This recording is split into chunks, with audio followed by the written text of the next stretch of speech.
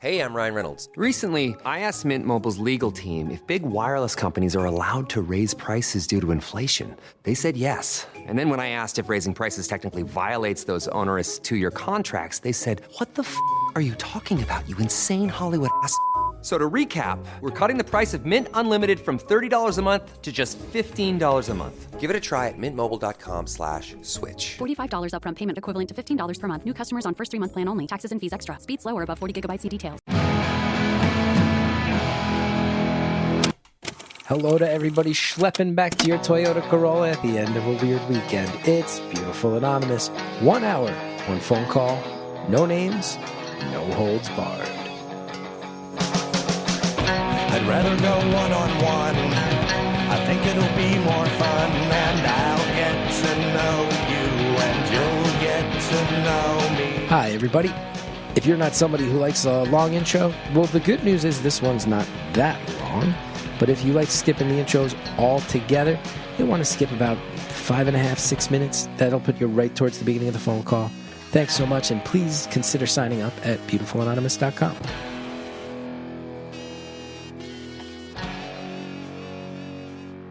Hi, everybody. Chris Gethard here. Welcome to Beautiful Anonymous. Thank you so much for listening. And thanks to the, as of this recording, 726 people who have signed up for extra content at beautifulanonymous.com.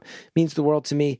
I see a lot of people enjoying it so much. And for the people at the touchtone tier, you get a follow-up call with our old friend Parade Girl. That's right. The caller who not only told us about her success at failure, but then later got many friends onto the show. We talk all about the methods by which she manipulated the show, the joy that came from it, the stress that came from it. We talk about her potential future with the show, and then also get to know her a whole bunch through some very delightful random questions. And it was a great combo. It was great to catch up with her. If you want to hear more, you can sign up at the Touchtone tier over at beautifulanonymous.com. I'm so psyched that everybody enjoyed last week's episode. It seems like people are really feeling them lately. A lot of people were thrilled to hear about kidney donation. A lot of people yet also claiming that they have like friend of a friend connections with Dave Matthews. So who knows if that will happen. We have had other people reach out and tell us that it's just a myth that liver donation will drive you to psychosis. So please, everybody, if we misrepresented that, other people telling stories about their own donations along the way. It's a very cool episode, and so psyched. And one thing that came up was people saying that they want a photo. They want a picture of that kidney to show up in Beautiful Anonymous, the magazine. This is true, everybody. Myself and Andrea, you all know the high priestess, Andrea Quinn, who produces the show now. We are taking submissions. Print submissions only, and I want them to be physical submissions only. We're going to try to build a magazine version of Beautiful Anonymous, and I make no promises because this sounds like a thing that's probably difficult, but a lot of people seem excited. If you want to send something in, this could be a handwritten story, a typed out story, it could be art, it could be a photograph, it could be really anything that could exist in a visual medium. You send it to me. We've had some questions come up, like people saying, hey, I get a lot of mail returns, so I want to put a return address on it. Is that really anonymous? I promise you I will destroy the return address. We've had some people saying, can they email stuff? And I'm just going to say, in the same way that the phone is a sort of antiquated method of communication at this point in history that has carried this show, I really love the idea of this being physical mail. So please print it out, send it in. If it's impossible to print out and send in, then it's probably impossible for us to print anyway. And a lot of people are hoping they can get a picture of the caller's kidney as part of this magazine. So I don't know, Andrea, let's take a note. Maybe we can reach out to the kidney caller and see if we can make that happen. In fact, maybe that should be the cover, is a photo of a removed kidney.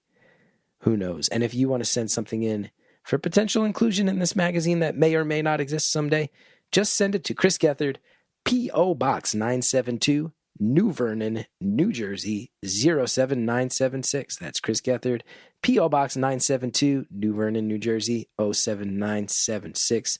And who knows, maybe we'll make something cool. Maybe it'll become a tradition. Maybe we'll put out 1 or 2 of these a year if people like them and it goes well. This week's call, I'm very excited for you to hear. I'm going to go ahead and say first, first chunk of time, we talk about one of my favorite cities in America, Savannah, Georgia. But you'll hear at some point, I don't call it out because I didn't want to make the call. You'll hear the caller started to get in her head, started to get a little nervous at some point. And I started to sense that and figured out maybe, and she even kind of expressed, I thought we would talk about Savannah a lot more, but I realized that I'm maybe running out of things to say, something along those lines. And remember, everybody, if you call the show, it's just a conversation. We can always roll into another topic. We can always find it on our feet. That's what I'm here for, to help facilitate that. And man, do we find it. This caller spends a lot of time living in a different time period through the world, not of reenactments, but of recreation. And I learn in the course of this call, as you will, that there is a difference. And we hear about the impulse behind this, what people get out of it, the types of people that do it. You also start to hear how some dark parts of the real world bleed into it. Start to hear how newcomers are treated. It's a really fun topic. And I pointed it out at some point. It reminds me, we had a caller years ago who liked to pretend to be part of a pirate crew. That had a captain and stuff. And I love it. I love that we got another call from somebody who escapes into an alternate reality. I think it's really interesting. I think in a lot of ways it's healthy, right? There's community. Puts you in touch with nature, makes you ponder history, disconnects you from your devices. I think there's so many healthy aspects to this. But it's also so fascinating to me that we've had multiple calls now from people who go, I feel it necessary sometimes to escape the realities of my own world and go live in a world that's slightly different within my world. There's got to be something to that escapism and why we crave that as well. These are some things that we talk about explicitly on the show and that are some that remain sort of in the subconscious, but I'm very fascinated to hear everyone's opinions on them, especially over at Beautiful Anonymous, the community on Facebook, which 35,000 people having pleasant conversations, and we do not deal with too many jerks. Very rarely do we get jerks in that group. It's a lovely thing. So thanks for everybody who signed up there. Thanks to everybody who's mailed in contributions to the fanzine. Thanks to everybody who has signed up at beautifulanonymous.com. Remember, if we can get to 2,500 signups within the first year of existence, I get a nice financial bonus for myself that will help my family pay the mortgage and whatnot. So no pressure, but it's appreciated if you try. And that's that. That's the intro. Now we have the phone call. Enjoy it. Thank you for calling Beautiful Anonymous. A beeping noise will indicate when you are on the show with the host. Hello. Hello? Hi. Is this Chris? This is Chris. This is indeed. That is my name. That is a person. I got to say it. It is me. You nailed it. I did it. How are you? How am I? I'm pretty good. I have to say. I have a good life. I have a good, lucky life. Feeling good. How are you? Awesome. Also good. Also, I have a good life. I just celebrated 20 years anniversary actually yesterday. So wedding anniversary. 20 years married. Yeah, wedding. Mm-hmm. Wow. Yep. Congrats. Thanks. Yeah, it went by. I'm like, has it really been 20 years? Wasn't it like 5 years ago this happened? Yeah, I'm coming up on 10. Oh, yeah. Yeah, it's been a wild ride. But you know, I'm here for the next 20, so. That's awesome. But, what did you do to celebrate? So, we actually have plans tonight to go to one of our favorite restaurants and have a nice dinner. And at some point later in the year, we're hoping to do some sort of trip. it is all kind of still up in the air, but we like to travel on the big anniversary. So, but so just a quiet dinner, and we're gonna, probably purchase a mattress, because when you're an adult, anniversary comes around, and you're like, what do we get each other? Oh, we need a new mattress. That's what we're gonna do. Yeah, you just go out and really party. Get a new mattress. I mean, some would say that after 20 years needing a new mattress, a sign that things are good and that mattress has been put to good use. And it's better than not needing a new mattress, right? It's better than things being like, this mattress feels like new, unfortunately. Yep. Yeah. I have to say, your podcast, Beautiful Anonymous, is the very first podcast I ever listened to. Hey, that's awesome. Yeah, it was probably a story, many people's stories. It was the pandemic. And I was like, let's check out podcasts. Podcasts are a thing that people talk about. And I just Googled the best podcasts and was looking through lists of good, that sort of thing. And as soon as I saw this pop up and read the description, I'm like, I'm in. This sounds cool. Nice. Well, we're lucky to have you. And then binged. Thanks. Yeah. So, but I was talking with Andrea that one of the things I remember you talking about early on in the podcast was how much you liked Savannah, Georgia. I love Savannah. And I like it too.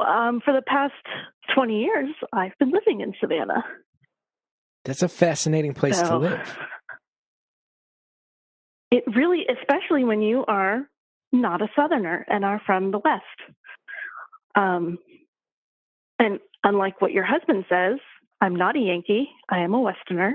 But moving out east from out west was definitely a interesting experience for sure. Very fish out of water. How'd you wind up out there?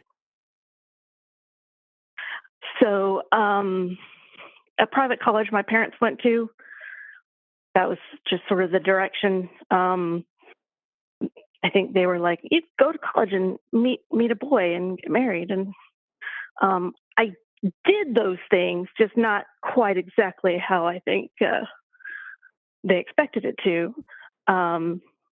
But yeah, I met my now husband and ended up living in Atlanta for a little bit. And then when we got married, we moved to Savannah. So let me tell you why I love Savannah. You can tell me. Which to me was this tiny town. Yeah. Well, it is. It is a city, but also a small town, right? Mm-hmm. Mm-hmm. Here's the things I love about it. Especially because, and I was, I lived in Atlanta before that. Before that, lived in Orange County. Before that, but there's a lot of cool things. I met people here that have become some of my best friends ever. Made some of the best relationships I've ever made. So that's cool. And it's beautiful. And it has its flaws. And, but I think it's a pretty cool place. Was there anything in particular in Savannah that you like to see or do or anything like that? Now that you mention it, there's a lot of things I love about Savannah. I like the squares. I like the layout. It's a very strange layout for a city. I find it very peaceful and calming to walk around. For anyone who doesn't know the basic history lesson, and I'm sure there's much nuance to this and even things I'm getting wrong, but effectively during the Civil War, much of Georgia and also parts of surrounding states were burned down by the Union Army as they came through, but Savannah was protected. There's a famous story of when it was Sherman, I believe, right? When Sherman took Savannah. Yeah. He gave it to Lincoln as a Christmas present. Mr. President, for Christmas this year, I gift you the city of Savannah. But famously, it was kind of like the town leaders came and met his army on the outskirts of town and said, hey, we surrender. Don't burn us down. So you kind of get a look at architecture and the layout of a city as it existed in the American South pre-Civil War in a way that doesn't really exist too many other places, to my knowledge, let alone a city of that size. So the history nerd in me loves that. But I also really like, I'm sure, I don't know if it's talked about as much, but I was very, very into the book Midnight in the Garden of Good and Evil. I've read it a few times, which was famously a book that was about Savannah, but that Savannah also became sort of obsessed with the fact that they had this book about this high society murder that took place there. And you can feel it when you walk around that it's this weirdly tourist city and it's this very old dignified city, but it also seems like a place where everybody kind of knows each other's business. Like it still feels like a very small town. And I like it for all those reasons. It's a culturally very fascinating place, and I've long had a place in my heart for Savannah, Georgia. I even once took an Amtrak train from New York City to Savannah, and I worked on a book the whole time, and then I stayed in Savannah, and I would wake up in the morning and I'd go to one coffee shop, and then I'd walk through the park and past a bunch of squares up to another coffee shop, and I'd have lunch there, and I worked all day on my book, and it was lovely. Yeah, I that's one of those things I still do sometimes, is just go downtown, pick a square, or go to the Forsyth, and bring the dog. We walk around. I can tell you definitely it's different, of course, living there as a not as a tourist, but actually living here. But I had to giggle because it definitely is one of those places where it feels like everyone knows everyone's.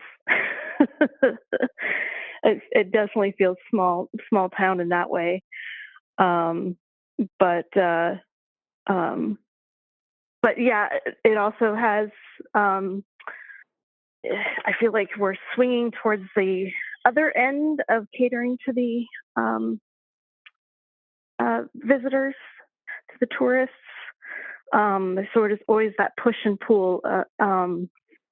It just seems like there's a hotel being built every time you turn around, where a really cool pub or restaurant used to be. So that's, my concern there. But the tourists bring in the money and keep the city going. So, it's always kind of two sides of the same coin on that. And it's affectionately called a chocolate city and a rainbow city. We are one of the two blue dots in the red of Georgia. So there's still lots of good music. There's the music festival that comes in and everything. But it was definitely an interesting place to get used to, because everything runs so much slower here than like in a big city. I don't know. Now I'm rambling. Yes. What? So is this what we want? Did you want to talk about Savannah? Because I can talk about Savannah for an hour. Or is this the warm up as we head towards something else? Well, it's interesting because I did mention wanting to talk about Savannah, but now I'm like, I don't know. I don't know. It doesn't feel like it's going the place maybe I thought I wanted it to go. But the other thing I mentioned was that I also, speaking of history, I am part of a group that does historical recreation. And so that's kind of my big hobby that I do. Is this, am I right in thinking this is where you like go to a place and you set up and you dress up as blacksmiths and wear colonial garb and act as if it is many years ago so that people can experience history in a present living sense?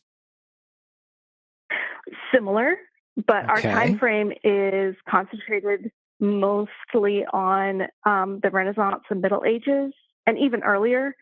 But when it was started, it very much started with the Middle Ages. So, and we also, to get nerdy on you, we recreate instead of reenact. So okay. I didn't mean to offend. Elements of history. No. It's all good. That's like when people call them skits instead of sketches, and comedians get all in a kerfuffle about it. Not the right one. Yeah. So you recreate the Middle Ages. Where do you do this? All over. Often we use state parks or other parks, and we'll set up our tents. And we don't do it generally for an audience unless it's going to be like a demo specifically for an audience. Anyone can come to our events and participate, but you have to participate. It's not a spectator thing. We ask that you come and actually be a part of it. So it's kind of different from Ren fairs in that respect. This is very interesting to me. So you do this, but everyone's participating, so no one's watching. So you're really just in it and interacting with other people in it. And is that the hobby, that the people participating in it and that's the hobby, or is it to some greater end? Yeah, so, well, we are technically a nonprofit, so education is important.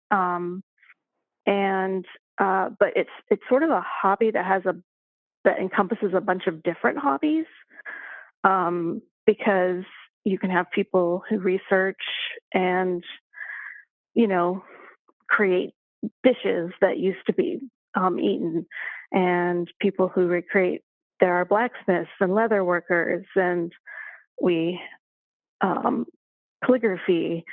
We actually have a combat, a sport, a martial sport, where participants will put on armor and hit each other. I'm familiar with this. I met a guy who did this. Yeah. And he reached out to me. We wound up doing a comedy show where he brought his armor and he fought a friend of mine. And he told me there's like a whole scene of people who do sort of like medieval style combat, but they really go at it. Yeah, it's again, it's not, there's no predetermined winner. So, and in our game, it's up to the person who got hit to determine if that's good or not. And of course, you're wearing armor and protected. Yeah, we do that. That sort of represents, we use rattan to represent like swords. And then we also have a style where it's more, it's fencing. So you're using an actual like rapier just with a blunt tip. And that's a completely different style. And what corner of medieval recreation do you dwell in? Because you said there's people with hobbies within hobbies. So I get that. Like if you're looking to be exploring medieval fighting, medieval recipes and cooking, what's your area of interest? I kind of dabble in a lot of things, and I don't want to get too in the weeds because I'm what affectionately people call a nerd among nerds, but I like heraldry. And in our game, you can actually have your own heraldry, your own name. You create a persona, and you can have your own name and your own coat of arms. Wait, you have to explain what heraldry is to me. What's heraldry? Yeah. Oh, sorry. Yeah. So, okay, like what's on the shield and what's on like the guy, like in medieval times, the guy who's got like a logo on his shield, and it's and even still today, like in England, they still actually like have somebody that keeps track of all their heraldry. and it's still being used. But I always say it's like your own kind of logo. Like this is me. This is who I am. Got it. And it was usually done. Yeah. So the original personal branding. Right. And then, the heralds would be the ones who would tell the king, like, okay, these people, okay, those are your friends. Okay, I recognize that those are your enemies. And that was one of the jobs that in period heralds had, was to keep all that memorized and let the king or nobles know, who was on their side and who wasn't. So that is nerdy, even within the context of medieval recreation. I know. You're aware of this. I am aware of this. Yeah. Now, can I ask, when you go and do this, how long do people go out into a state park and exist as if it's medieval times? And I imagine you're staying in character pretty much the whole time when you're in there. Yeah. So a lot of time, it kind of depends on the region. Like here in the South, often we'll do 3-day, like over the weekend. Come in like late Friday and then leave like Sunday morning type of thing. Some of our events are just for one day. And there are places that are, I know, like out in California. And so there are some other more densely populated areas. They have more of those day events. And sometimes there are week-long, or the longest one actually is 2 weeks long events. What's the longest one you've done? I've done the 2-week one. You have. And do people stay in character the whole time? Or do you like catch the guy who's really into falconry checking his phone when he thinks no one's looking? So there's varying levels of kind of how people stay in. And there's also an internal debate about whether or not what we do is called LARPing. Because I don't think it is, because I don't consider myself playing a character. It's just sort of like, who would I be in the past kind of thing. And then other people are like, oh no, what we totally do is totally LARPing. So, and there's definitely, I'll have my phone on me so I can tell the time, but I'll hide it in something that's not modern. But there are people who will create encampments where as soon as you cross into their encampment, if you're going to stay there, you need to, nothing modern needs to show. Not even like your conversation has to leave the modern world behind.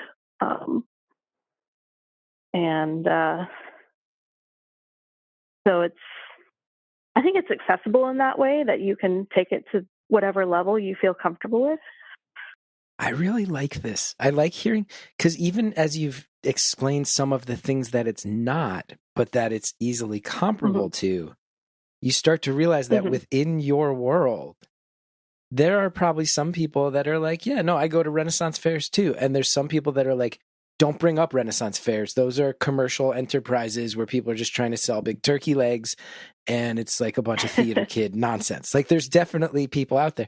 When you bring up LARPing, like there are probably absolutely many people who grew up playing Magic the Gathering and Dungeons and Dragons and see this as an extension of it. Yeah. And other people going, I have put so much time into learning my history. Please do not compare me to a goddamn card game. I'm not rolling dice out here. We're not hitting each other with big foam spells. What is this? I'm not a half-elven ranger. And let's pause right there, because I'll tell you what, I am a half-elven ranger. Every time I've ever played D&D, I like to be a half-elven ranger. That is my chosen character to play. Friends of mine have made fun of me for it, but I stand by it. I like being a half-elven ranger. What is that? You can Google it. Or maybe some of these ads will explain it to you, so you better not fast forward this time. We'll be right back. Hi, everybody, specifically grown-ups. I wanted to tell you about the Cat in the Hat cast. which is a new podcast from our friends at Wondery. Wondery has been very supportive of Beautiful Anonymous, and I love that we get to tell you about so many of their shows. This show, by the way, is perfect for the whole family, and I know there's a lot of parents who listen. You're going to want to join the Cat in the Hat and your favorite Dr. Seuss characters as they get whisked away on a new adventure every week. Fish dreams of creating his very own polite and quiet podcast. That is until he gets a surprise visit to his Fishbowl podcast studio from the Cat in the Hat himself, and it becomes quite clear that the cat has other plans for the podcast. Those plans are not quiet. The cat may be disruptive, but it turns out he's also a great help. He gets fish out of all kinds of predicaments. This podcast bursts with music, silliness, rhymes, things that are going to entertain you while also entertaining the kids. The Cat in the Hat cast encourages us all to find fun that is funny in every single episode. You can sing along to songs, try your luck at Titanic tongue twisters, have some fun with wondrous wordplay, and most importantly, bring your family along for all of the adventures in the Cat in the Hat cast. Follow the Cat in the Hat cast on the Wondery app or wherever you get your podcasts. You can listen to the Cat in the Hat cast ad-free right now by joining Wondery Plus in the Wondery app or Wondery Kids Plus in Apple Podcasts. Hey, I'm Ryan Reynolds. Recently, I asked Mint Mobile's legal team if big wireless companies are allowed to raise prices due to inflation. They said yes. And then when I asked if raising prices technically violates those onerous 2-year contracts, they said, "What the f*** are you talking about, you insane Hollywood ass?" So to recap, we're cutting the price of Mint Unlimited from $30 a month to just $15 a month. Give it a try at mintmobile.com/switch. $45 upfront payment equivalent to $15 per month. New customers on first 3-month plan only. Taxes and fees extra. Speed slower above 40 gigabytes. See details. Thanks to all of our advertisers who help the show exist. Now let's get back to the phone call.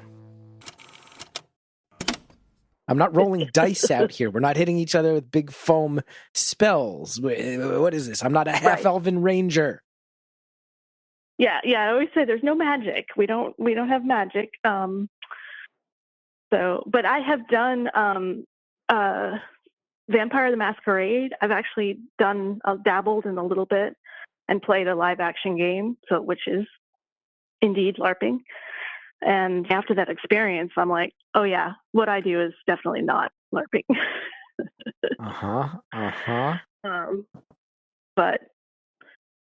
But this hobby is how I met my husband, actually. So really, I've been doing it for over 20 years. Yeah. Did you meet? And like you said, you're not playing a character. You view it more as an extension of yourself, as you would exist in medieval times. But yeah. were you yourself? Because there is a funny thing too, right? Before we even get into that, because I want to know more about that. There has to be a very funny scene that unfolds where if you've been out there for 3, 4, 5 days and you're in the woods and you're carting water around and people are cooking on big, people cooking in cast iron pots and fighting while dressed in armor. But then when it's over, there is a very hilarious image in my mind, which is at some point everybody just like schleps back to their Honda Civics and their Toyota Corollas and packs all that shit up in the trunk and then gets in the cars and drives away. And that's got to be a pretty funny moment to come out and be like, oh, now all these people are going to go back to their day jobs. Like everybody's going back to their cubicles on Monday. Yes, definitely. Hit the Waffle House on the way home.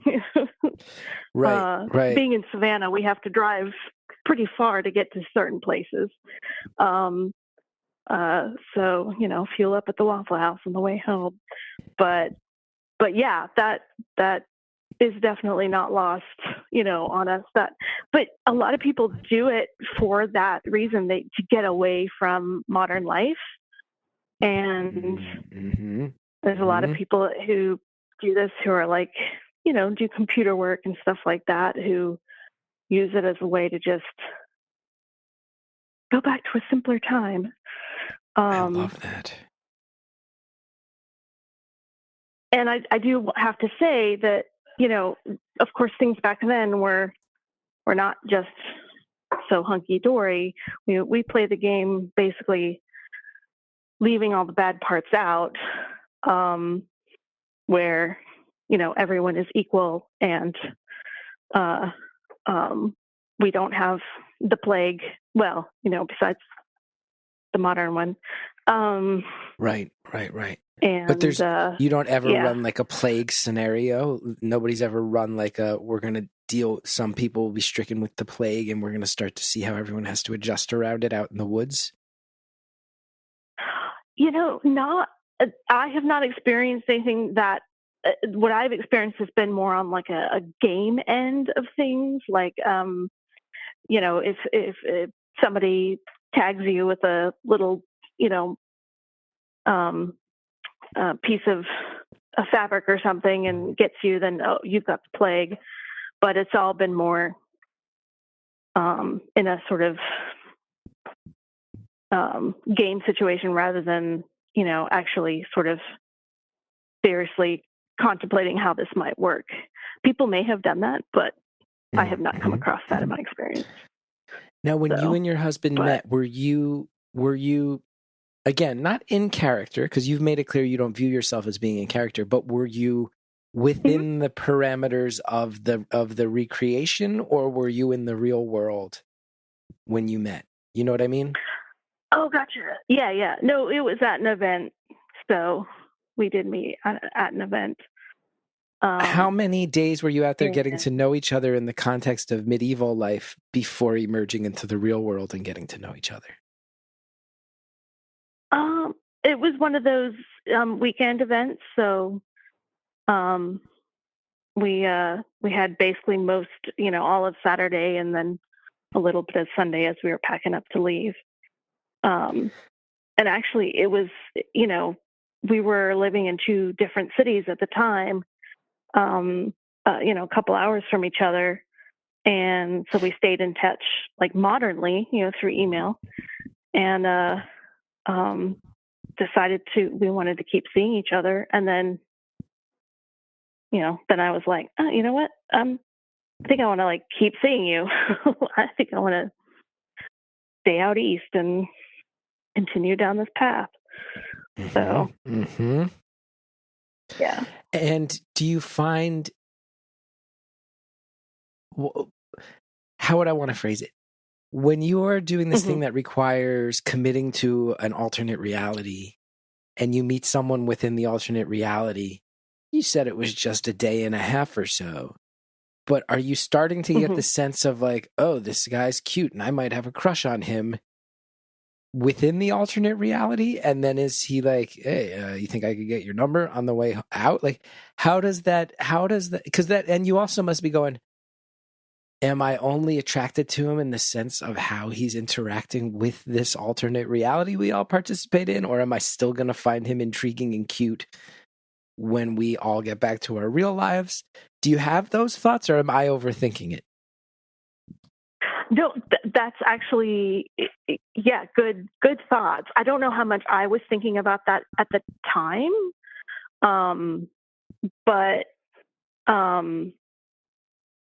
But yeah, it was, we ended up, when we started like dating for real, we ended up,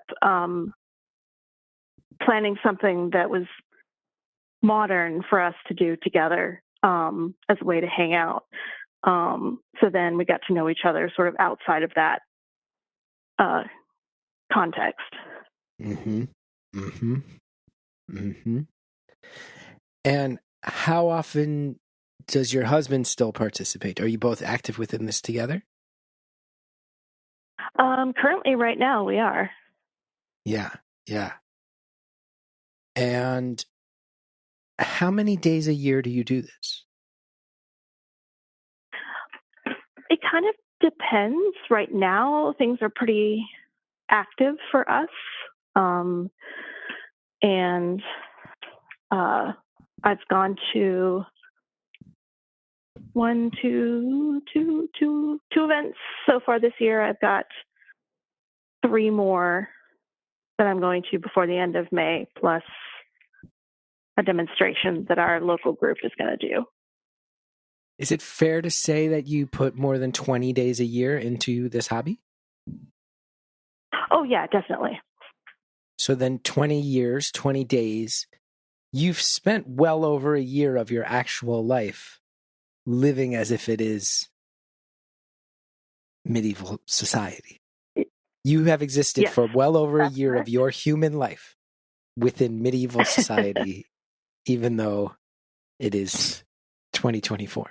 That's just a true fact when you add up the time. Yeah, I hadn't thought of it that way, but yeah, you're right. Damn. Damn. That's pretty cool. It's a pretty cool thing. Do you ever feel like are there times where like you and your husband are in an argument in real life? Like he's been letting the dishes pile up, or he's been irritated because of X, Y, and Z, and then you get out into medieval life and it's a reprieve because you're subtly different in the medieval world than the real world? And if so, do you ever go back to like, oh god damn, I don't want to go back to the real world where this jerk isn't doing the dishes? I have experienced something like that where maybe there were stresses or something going on, an argument or something before, and then we go to the event, and most of the time actually that kind of is a nice like reset, and so it's less dreading going back and more this gives us just a different perspective on things, and I'm always just so much more relaxed in that setting. So then, going back, then it's like, okay, well now let's just start over and forget what happened and move on.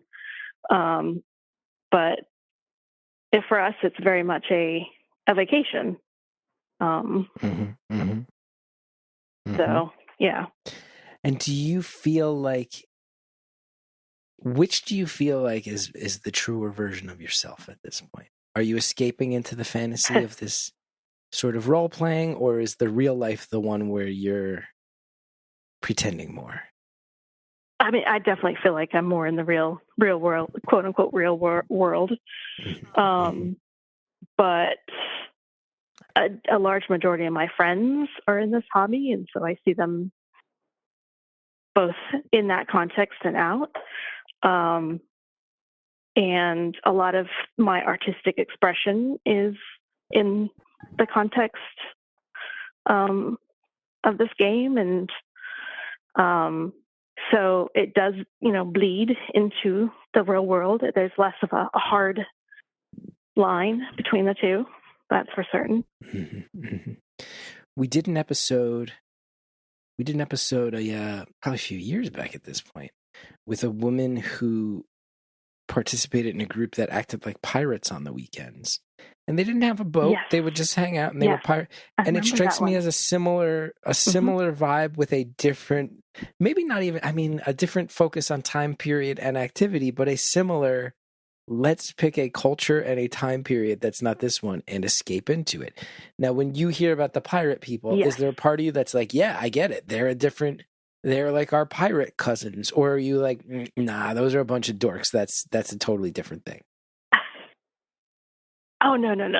When I first heard that episode, actually, I was like, oh, I wonder if they've ever been to, some of the biggest event that we do, draws people from all over, and there's a lot of different elements to it, and there are plenty of people who do pirate stuff, and I've always wondered if that group ever went to this event and did their pirate stuff, because there's plenty of people who, because the pirate time frame is a little outside of what my particular group does. Yeah. But there's plenty of people who skirt that line. Yeah. And I just, I definitely think of it more as cousins rather than something different or something weird. So, are there any groups you look at in life where you're like, those, I'm sorry, but they're just fucking dorks? Like, are there any people that you look at, like, these Pokemon people, the grown-ups who still do Pokemon? Come on. Or is that just, it's not how you think based on your chosen, admittedly lovably dorky hobby? I mean, you do heraldry. You do heraldry on the weekends. Like, yeah, but you can be yeah, honest. exactly. Who are the big dorks in your eyes? Be honest. Well, Pokemon was before my time, so I do have some friends who play it. I think, because I don't want to disparage anyone in their how they want to spend their time, but I definitely, after my experience LARPing, I'm like, I don't get it. This is weird.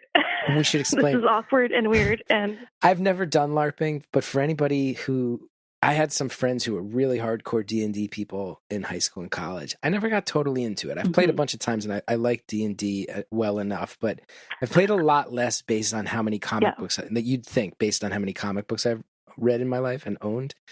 But LARPing, the broad strokes of it are, if you know about D&D, where you're rolling dice to figure out if you can execute a potion or defeat a particular enemy or monster, there is a version where people dress up and they go off in the woods, and they have foam weapons and things that represent spells that they can throw at each other. And my understanding is they will meet up in the woods and very often will roll a bunch of dice, like come upon each other while dressed up in outfits, and then roll dice to see how the battle goes and then stage that battle. I'm sure I'm getting some of that wrong, but those are the broad strokes I always heard about. Was that your experience when you tried LARPing? Yeah, so like I said, the only time I really did it was with the Vampire Masquerade. And that was done with, we did do it with dice, but my friends, when they were doing it, they did rock, paper, scissors, actually, for a lot of situations. But, and, I like D&D. I actually got into it pretty late in life. But I love to play D&D. I love role-playing games. LARPing is live-action role-playing. Live-action role-playing, yeah. And so I like the tabletop version, but once you go live-action with it, I'm like, not my thing. Yeah, so just so you know, if you're out there listening and you're really into LARPing, we need you to call the show to let us know your mindset, because we are not people who judge on this show, and I don't get the sense that you're very clear in saying it's just not for you. But that being said, I do want to know, LARPers, if you're out there listening, a person who likes to pretend she exists in medieval times and work on heraldry thinks you're a bunch of fucking dorks. So call up and defend yourself, my LARPing friends. Oh, man. I'm going to start a medieval nerd war. I would love it. I would love nothing more than to be responsible for that. Yeah. Yes, and anyone who listening, let's keep in mind, too, before the LARPing people latch onto it, it's me causing the fight. All our caller said was she tried it, and it's not her thing. And then I'm the one who is repeatedly referred to as, quote, fucking dorks.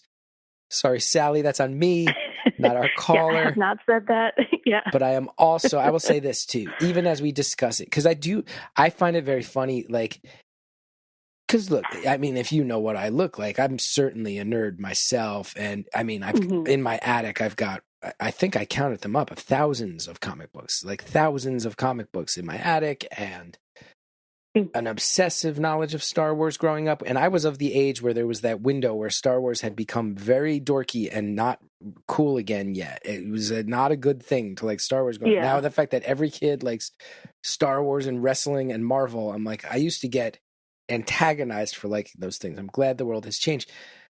But it is very funny that when you get into the nerdy world, there are these divisions between different camps of dorks and nerds. Like, I love comic books, but some of the behavior I see at gaming stores, I'm like, I don't know if I want to bring my 4-year-old son to a gaming store, because I don't need him seeing like a 50-year-old man flipping out and cursing and slamming his fists on a table because he didn't tap the right mana in his magic round. Like there's times where I just see people who are like yelling, and I think there is a little bit of a comic versus gaming nerd. There's people who cross over to both, but there's some people that are like, nah, those are two different sides of the fence, and we don't always get along. And I'm sure there's many divisions in the reenactment world similarly. Yeah, definitely. Because kind of on the opposite side, we definitely also distinguish ourselves from like the Civil War reenactors, because we're not that strict, basically. So, I also have to imagine too, living in the South. And is Savannah considered the Deep South? Is Georgia the Deep South? I think so. Yeah. Like Georgia, I would consider, especially the more rural parts. Savannah, I think the city proper is a little more of an oasis. Right, politically. But being, when you're in Georgia and you're running into Civil War reenactors, I'm sure you also have to wonder who's doing this because they're a history nerd like I am.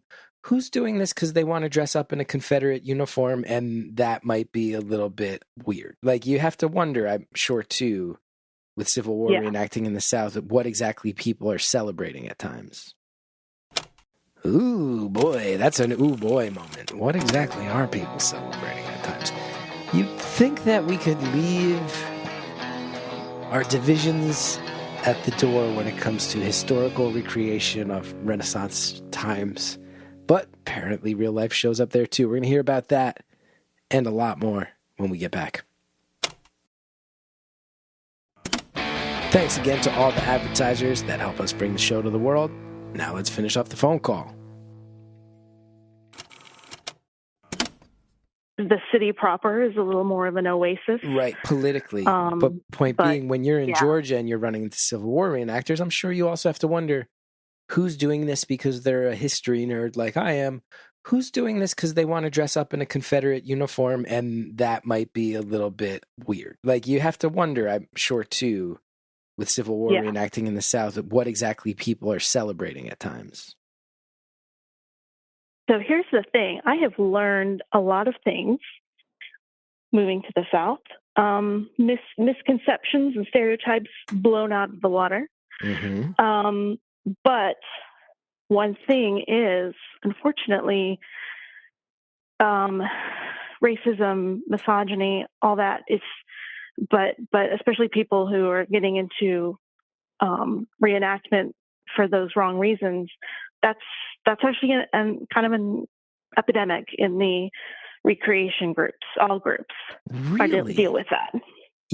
So you're saying even in the medieval reenactment world, which, the Civil War one is obvious, but you're saying there might be dudes signing up because they like the way women were treated back then, and they want to spend a weekend calling a woman a wench and saying, no, that's just how it was back then. And it even can be more insidious than that, where people culturally appropriate symbols, like Norse symbols. Oh, wow. Right. Like some white power use it stuff. As a way to justify white supremacy. Mm-hmm. And so that's the struggle that our group is battling. Because we, majority of us want this to be open to anyone. But yeah, it's something that, is something to recognize. And it's not just the South. Of course not. Yeah. It's everywhere. But I'll tell you, because I've known that white supremacists have started to reclaim like Nordic mythology and rune symbology and all that. And that's become a thing of, okay, if you see that stuff out in the world, you're going to want to take a hard, long look at those people because they might be sending a white power message. Never would have imagined that in the world of recreations, there might be people that go, well, we're a crew of Vikings. And then they leave it to you to go, well, what does that mean? What does that mean? You want to be the Vikings? And that might show up there. That's really sad and totally fascinating. Yeah. same with a crusade. Anyone who, I always kind of am like, if anyone I know really wants to get into doing the crusades, because again, it's like, what are your motives for that? Right. I would but, imagine there might be some people that are like, this is my way to just say a whole bunch of stuff about Muslim people, but I'm in character. That's how it was back then. Meanwhile, you're dressed as a Knight Templar. Yeah. You're out here dressed as one of the Knights Templar. Exactly. The drama. And, who knew? And it's just a microcosm of our greater society. And we went through our trials and tribulations during the pandemic, again, just sort of reflecting what was going on in the real world. And so as much as we do try and use it as an escape, but there are people who say people of color that want to join us and have fun and play, that they can't leave the color of their skin behind. That is coming with them through the gate. And so they will be dealing with those things and can't just say, oh, well, we're just pretending that all the bad bits of history, didn't happen. And I'm not explaining it well, but that's something I have learned through listening to people's experiences. Is that, and just there are those of us who just try and make it as welcoming and accepting as we can. I would not have guessed that the swirling dynamics of race and misogyny would show up in what seems like a game that's pure escapism. I would never have guessed that at the beginning of this call. And now that I know that, I'm not shocked. But man, what a way to pull a curtain back. I have to imagine the majority of the people doing this are just like big old history nerds who also like the outdoors. I have to imagine the majority are good-hearted people. Yes. I mean, the majority of the people that I've interacted with, yes, definitely. But, it just takes a few bad actors to make a bad weekend. To all of a sudden everybody's having a shitty weekend because some Viking shows up and you're like, what's your deal? I saw the bumper stickers on your Corolla and I don't love that you're acting like a Viking if that's your bumper stickers. What, we all got to pretend that we didn't see those bumper stickers on your Corolla? No, I mentioned them before. I want to put it out there. Oh yeah, put it out there. Put what out there? I was just to say, put it out there that I know plenty of awesome Viking people who do Viking personas. So I'm sure no one's more pissed. No one's more pissed about the racist Vikings than the non-racist Vikings, right? No one. Yeah. I mentioned them before. Do you get falconry people? Do you get the falconry people who show up?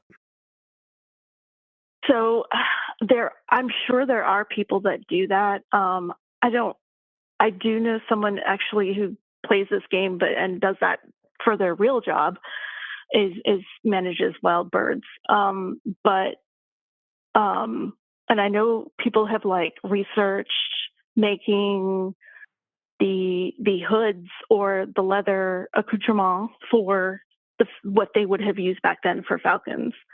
Mm-hmm. You can have a falcon as on your heraldry. So I don't know anyone personally who actually does falconry, but I'm sure it exists. I'm shocked there's not falcon people showing up with their falcons, and then if you're in the campsite next to them, you're like, oh, God damn it, these falcons They start going nuts at the crack of dawn. I want to sleep in tomorrow. But I got next to the falcon guy. We do have horses. God.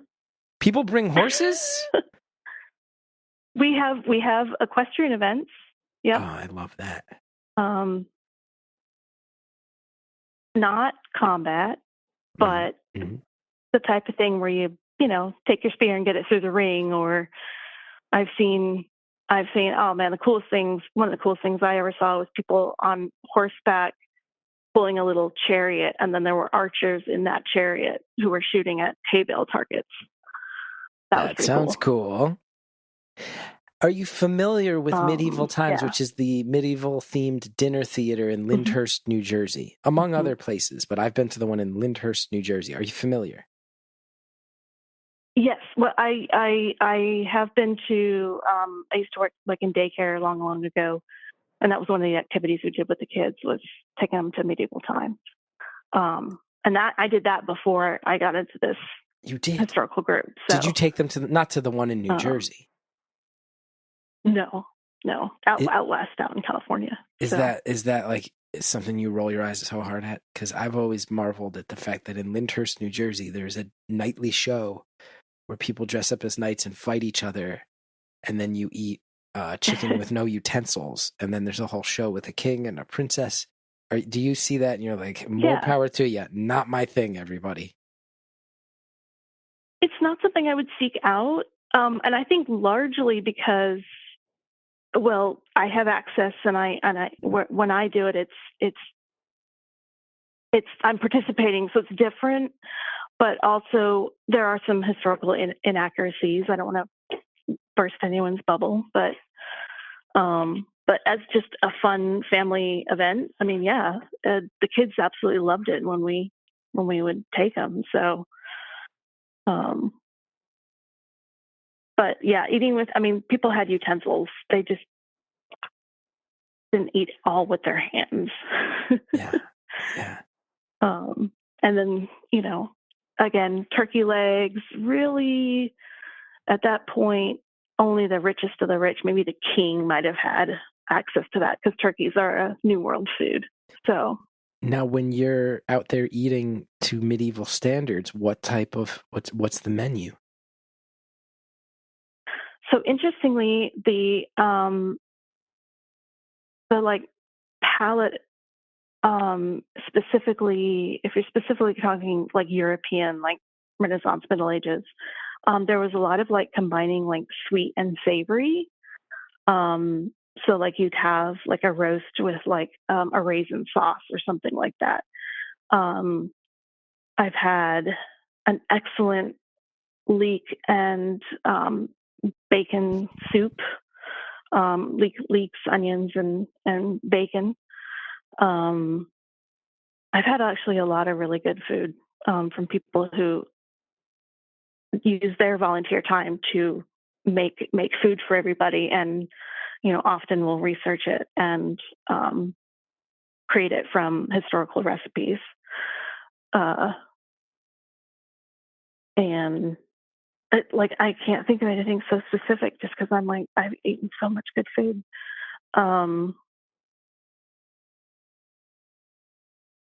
But that is a big part. There's a lot of people who do that. And I think the main thing is that sort of combination of sweet and savory that we don't see very often in the modern palate. Spices are a little different. If anyone knows the YouTube channel, Tasting History, it's actually got a lot of good recipes on there that I'm like, oh, I'm familiar with that one. And now when you're out there and you realize that someone is there and it's their first time, I have to imagine people are like, oh, cool, we got to make it a real good immersive experience for these people. That would be cool if they came back. Do you ever see first timers who get like an hour and a half in and are like, this is not my thing. I feel weird. I'm going to go put my jeans back on. I'm going to go put on my jeans and my sneakers. I think I'm going to get out of here. Do you ever run into that? I've seen people who have maybe come out for an event or two and then just not come back because it wasn't their thing. Some people have had, unfortunately, one of their first experiences is like somebody was a jerk to them, so then they didn't come back. But oftentimes, I mean, it does happen. And I think sometimes too, there's some of the activities, for a lot of activities, there can be kind of an upfront cost to it to participate. And so that could be a barrier to some people, especially in the area I'm in. And, you know, takes time. And maybe if your partner is, you're into it, but your partner's not into it, some people don't come back because of that. But the people who do are into it. So, and stick around. I love it. I love getting a glimpse into this corner of the world. Yeah. It's a fun corner. I certainly didn't expect to find it to be in this corner, but really, so were cool. you interested in this time period when you found out that there was this whole recreation world, or is it something that just blindsided you decades ago? It kind of just, I mean, I had done a few tangential things like medieval times, or one time we did a little medieval party when I was younger and did the Cornish hens for everybody. But yeah, it was kind of like a friend who was like, you should come and do this thing. And then we did this thing and I'm like, this exists? Wow, this is really cool. And then met a boy and then, stuck around like you do. And do you change before you head back to the car, or do you drive home in your Renaissance era clothes? It depends. If we're, a longer event, we've got, we'll have time to change. If it's a shorter trip, a shorter event, sometimes just often driving there already dressed and then change maybe to drive home. Yeah. I mean, my very first event, I found myself getting lunch at a Piggly Wiggly in the garb I was wearing. Love that. And that was an interesting experience. Now, 20 years ago, you get married. 20 years ago yesterday. Are you in? Yes. Are you in Renaissance era wedding garb, or was it a modern wedding? No, it was a modern wedding. I know plenty of people who have done that. Oh yeah, I bet. But we wanted a modern wedding. So. Have you done heraldry for your own family? Have you done heraldry for you and your husband for your family unit?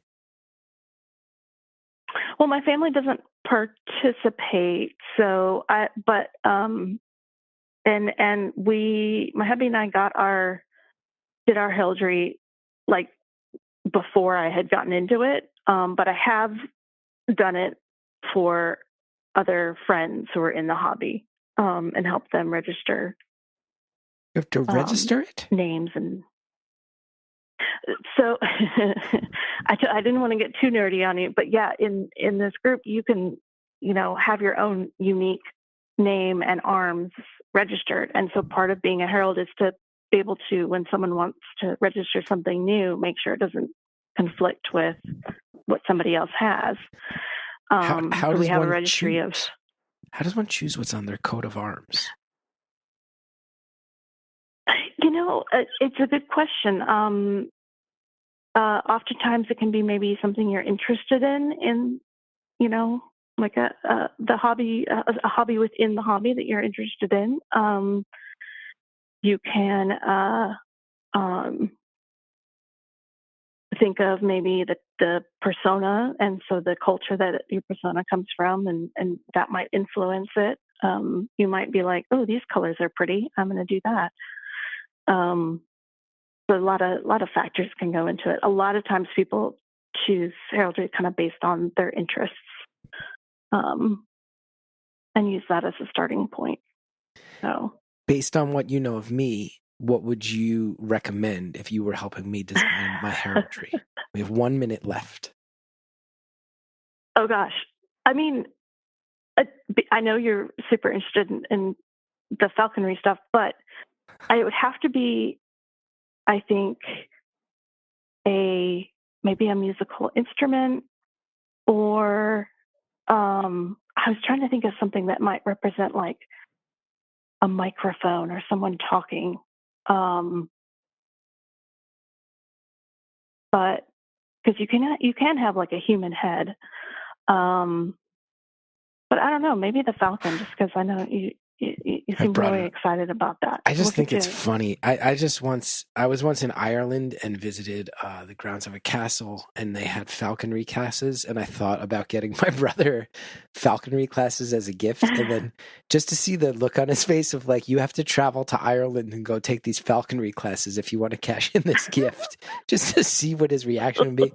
And to see if he would actually do it, to see if he'd be like, all right, I guess I'll book a trip to Ireland so I can go train birds. See if he'd call my bluff on that. That would be pretty funny. Sounds fun to me. No, I know I've brought up falconry in a strange amount of times, but it's not a particular interest of mine. We can leave it off my crest. Right. Now, caller, our time is up for the free feed.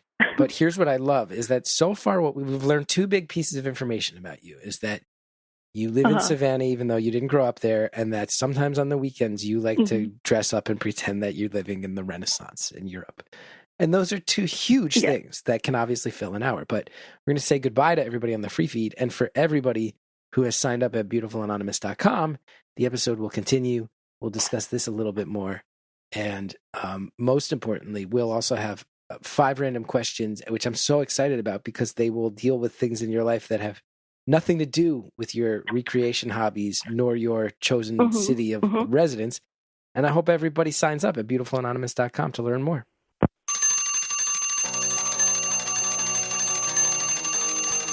Caller, thank you so much for letting us into both your real world and the real world of your fantasy world. If that makes sense, it means a lot that you shared everything with us, and I truly appreciate the call.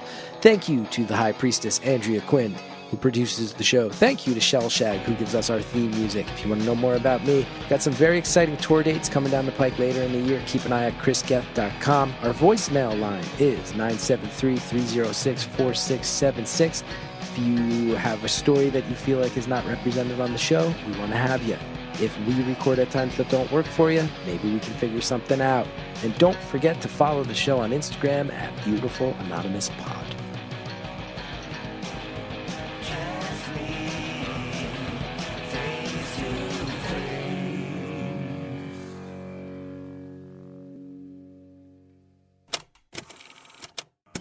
This week on Beautiful Anonymous Plus, here's some of what you'll get from the 5 questions. Do you ever get the ones where your teeth fall out? Oh, I've had a lot of dreams about my teeth falling out. Yeah. I have the one. I don't get nightmares, but those are the worst ones. Yeah, I still routinely have ones where I'm in high school, realize that I'm in a final for a class I haven't taken yet. I have that one a lot. I used to have one where I would be trying to punch someone in the face and couldn't complete the punch, and I would wake up and my shoulders would be sore. That was in my 20s, and I'd realize, I was actually like holding that position in bed. Yeah, not good. Anyway, next question. What's the worst thing you've ever smelled? Don't forget to sign up for Beautiful Anonymous Plus at beautifulanonymous.com. Stop wasting time scrolling through endless clickbait, social media, and emails trying to keep up with the news. Instead, listen to all the news you need in just 10 minutes. Welcome to The Newsworthy. The Newsworthy podcast makes it faster, easier, and more enjoyable to get unbiased news on the go. It helps us navigate the news without feeling overwhelmed. Even when my time is limited. So much detail and information in 10 minutes. Listen now by searching The Newsworthy in your podcast app or go to thenewsworthy.com.